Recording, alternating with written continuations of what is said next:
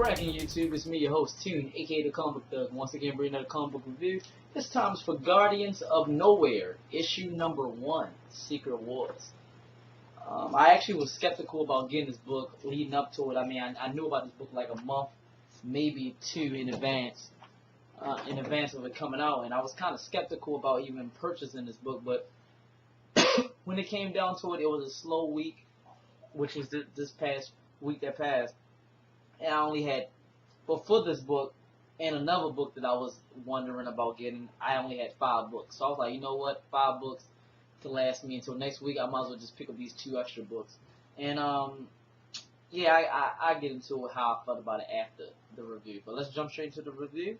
The comic opens up and we're in Knowhere. We're outside of the celestial, you know, that's during the Guardians of the Galaxy. They show that giant celestial head that it just floats in space, and they turned it into like a bar, like people live on there. But we see our narrator. They're talking about how the celestial head, how Doom destroyed it, and now it floats in space, and how people says that people live on there. And that's yep. And then we see I always say this girl wrong. Angela. Her name's Angela. Yo, excuse me. I've been saying Angelica for the whole time, but I'm thinking this looks like Angela. Now that I'm literally looking at it, it looks like Angela. You know, Thor's sister, but we just gonna say Angela. But I know that's Angela. Watch this. This is what you do when you don't have to pronounce a word. You ask Siri and see what names pop up. Angela. Did you mean Angel Heaven? Okay, never mind then. Angela. It's Angela. It's Angela. I was saying Angelica this whole time. But anyway, we see Angelica show up at a. I just said it. We see Angela show up at a bar, and she's in front of Drax the Destroyer, and she keeps on asking, where is she? And Drax saying, I'm not going to tell you. You know I'm not going to tell you.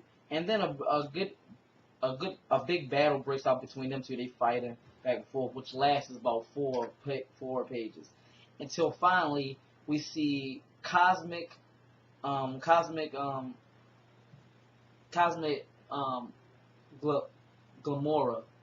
That's her name, right? Yeah, Gamora. I already said her name wrong too, but Gamora show up, and that's basically who Angela was looking for, and that's because Angela is a Doom. I mean, she's a Thor in on Battle World, and Gamora was she broke the first rule, and that's, you know, you can't, the rule number 1 is you can't like go to different territories. She kept on leaving Knowhere, so basically before battle could break out between them two, Rocket comes and blasts Angela in the back, and they flee the scene. They just jump in the spaceship and go off.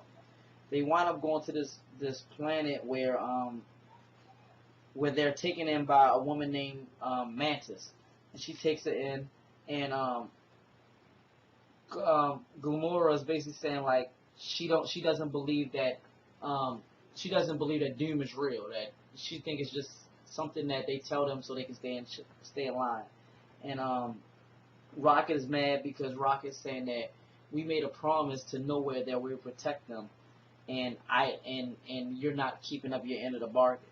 So in the midst of them all arguing, she says Thanos. She said Thanos' name, and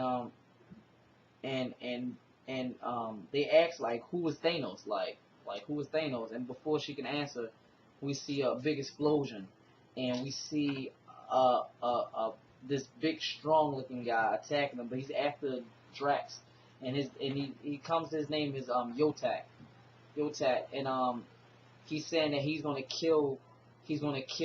to kill Destroyer, and he says he's gonna come up after he destroys Drax.